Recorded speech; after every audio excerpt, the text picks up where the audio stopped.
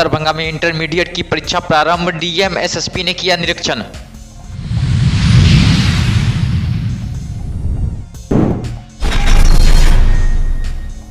Darbhanga airport को लेकर DM एवं आरईडी के बीच हुई बैठक।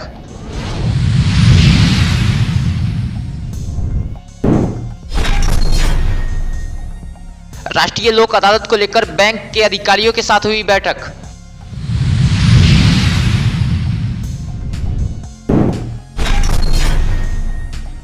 दरभंगा की उप विकास आयुक्त प्रतिभा रानी को दी गई विदाई।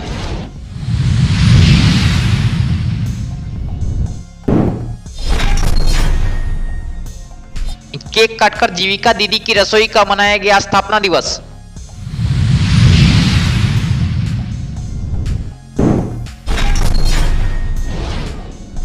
विश्वविद्यालय थाना क्षेत्र के हराई तालाब में एक अज्ञात महिला का मिला शव। पुलिस ने शव को कब्जे में लेकर भेजा पोस्टमार्टम के लिए।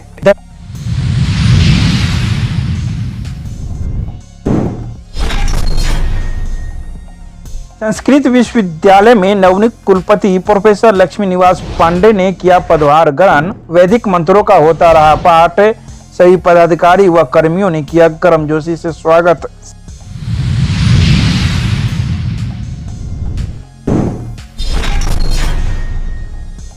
मिथिला विश्वविद्यालय के कुलपति की अध्यक्षता में सिंडिकेट की बैठक की गई आयोजित। 27 फरवरी को सीनेट की बैठक आयोजित करने को लेकर कुलाधिपति को भेजा गया अनुमोदनार्थ।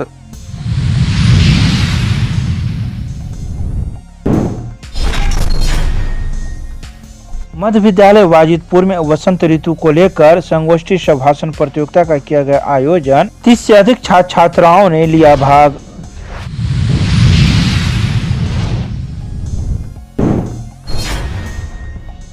मिथिला विश्वविद्यालय के नवनियुक्त कुलपति दिखे एक्शन मोड में। कुलसचिव के नाम 1 दर्जन से अधिक आदेश किए निर्गत।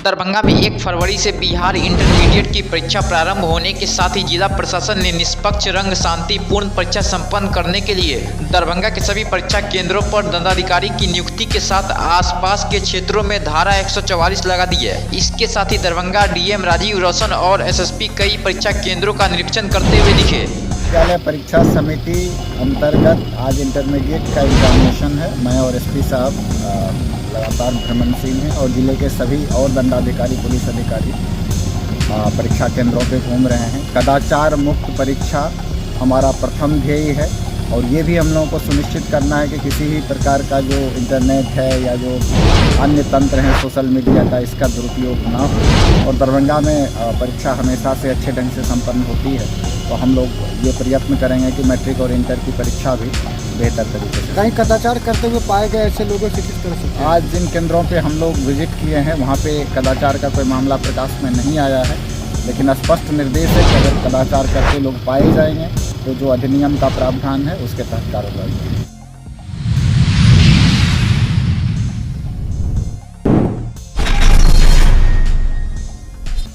दरभंगा जिलाधिकारी राजीव रोशन के कार्यालय प्रकक्ष में दरभंगा एयरपोर्ट के विकास कार्य को लेकर दरभंगा जिलाधिकारी एवं भारतीय विमानपत्तन प्राधिकरण पूर्वी क्षेत्र कोलकाता के regional executive director Nivedita Dubey, Darbhanga airport के डायरेक्टर पार्थव सहाय के साथ बैठक हुई। बैठक में हवाई अड्डा के 4 दीवारी निर्माण कार्य, बिजली के पोल एवं तार हटाने के कार्य की प्रगति की स्थिति पर चर्चा की गई।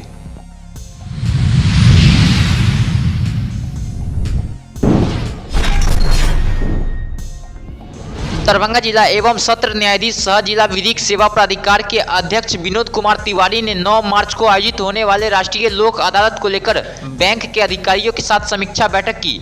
उन्होंने अधिकारियों से कहा कि ऋण संबंधी मामलों के चयन में तेजी लाए, अधिक से अधिक मामलों के ऋण धारकों को नोटिस करे। इसके साथ ही बैंक के स्तर से भी ऋण धारकों को लोक अदालत के जरिए मामले के निपटारे के लिए प्रेरित करे। अवर न्यायाधीश सह जिला विधिक सेवा प्राधिकार के सचिव रंजन देव ने कहा कि ऋण धारकों के साथ प्री काउंसलिंग शुरू है। ऋण धारक स्वयं ही मामले को लोक अदालत में भेजने के लिए प्राधिकार कार्यालय को आवेदन कर सकते हैं।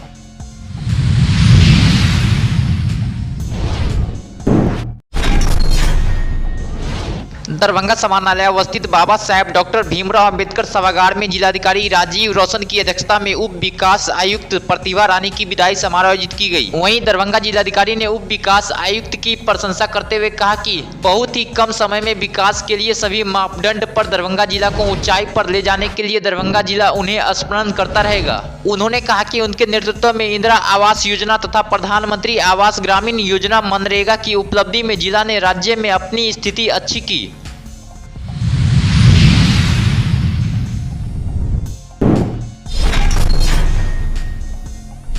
डीएमसीएच अंतर्गत संचालित जीविका दीदी की रसोई को 1 वर्ष पूर्ण होने की खुशी में डीएमसीएच अधीक्षक डॉक्टर अलका झा, डीपीएम जीविका डॉक्टर ऋचा गार्गी एवं रसोई में कार्य करने वाली जीविका दीदियों ने संयुक्त रूप से केक काटकर स्थापना दिवस मनाया। इस अवसर पर डॉक्टर अलका झा ने कहा कि जीविका द्वारा चलाए जा रहे दीदी की रसोई की कार्यों की जितनी प्रशंसा की जाए वो कम होगी। उन्होंने कहा कि जीविका दीदी की रसोई स्वच्छता का ध्यान रखते हुए ससमय मरीजों को गुणवत्तापूर्ण भोजन मुहैया करवा रही है। इसकी सेवा से मरीज, उनके परिजन के साथ डीएमसीएच के कर्मी भी बेहद खुश व संतुष्ट है।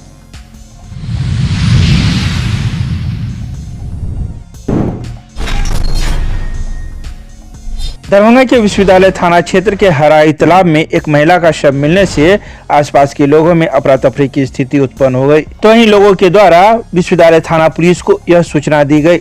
मौके पर पहुंचकर विश्वविद्यालय थाना पुलिस ने शव को अपने कब्जे में ले लिया और डीएमसीएच पोस्टमार्टम के लिए भेज दिया। तो वहीं पुलिस अब इस मामले की छानबीन में जुट गई है कि यह अज्ञात महिला कौन है और कहां की रहने वाली है और क्या नाम है। पुलिस हर बिंदु की जाँच में जुट गई है।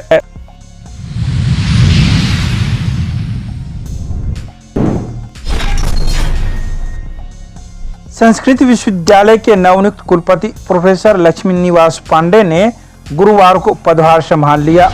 मौके पर सभी पदाधिकारियों, प्राध्यापकों समेत अन्य कर्मियों को संबोधित करते हुए उन्होंने साफ शब्दों में कहा कि सभी के प्रयास से संस्कृत को लोकभाषा बनानी है, आम बोलचाल में इसे प्रचलित भी करनी है।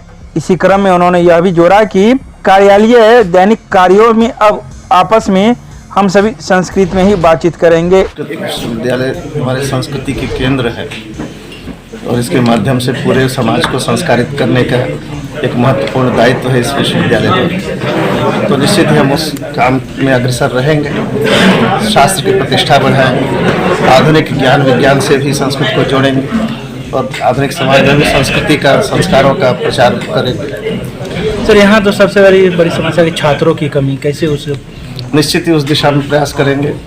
छात्रों के लिए ज़रूरत पड़ने पर उसको जो है जगह जगह हमारे टीम बनाकर लोग जाएंगे, कहाँ कहाँ से छात्र को बुलाया जा सकता है, ऐसे ऐसे कार्यक्रम करेंगे। कुछ कोर्स नए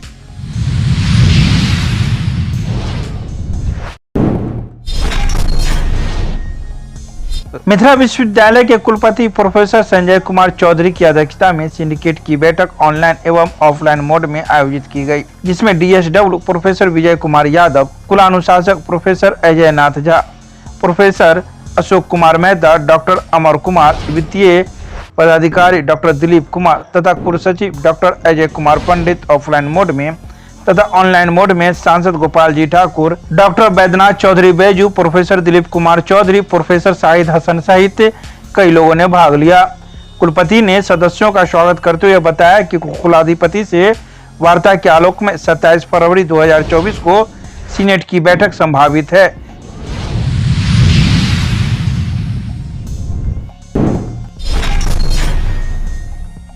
गुरुवार को डॉक्टर प्रभात दास फाउंडेशन के द्वारा वाजिदपुर में स्थित मध्य विद्यालय में संगोष्ठी सह भाषण प्रतियोगिता का आयोजन किया गया। यह संगोष्ठी एवं भाषण प्रतियोगिता वसंत ऋतु पर था। मध्य विद्यालय वाजिदपुर में वसंत ऋतु को लेकर संगोष्ठी सह भाषण प्रतियोगिता का किया गया आयोजन। 30 से अधिक छात्र छात्राओं ने लिया भाग। गुरुवार को डॉक्टर प्रभात दास फाउंडेशन के द्वारा वाजिदपुर में स्थित मध्य विद्यालय में संगोष्ठी सह भाषण प्रतियोगिता का आयोजन किया गया। यह संगोष्ठी एवं भाषण प्रतियोगिता वसंत ऋतु पर था, जिसमें वाजिदपुर मध्य विद्यालय की प्रधानाचार्य सुषमा कुमारी ने कई बातों की चर्चा की।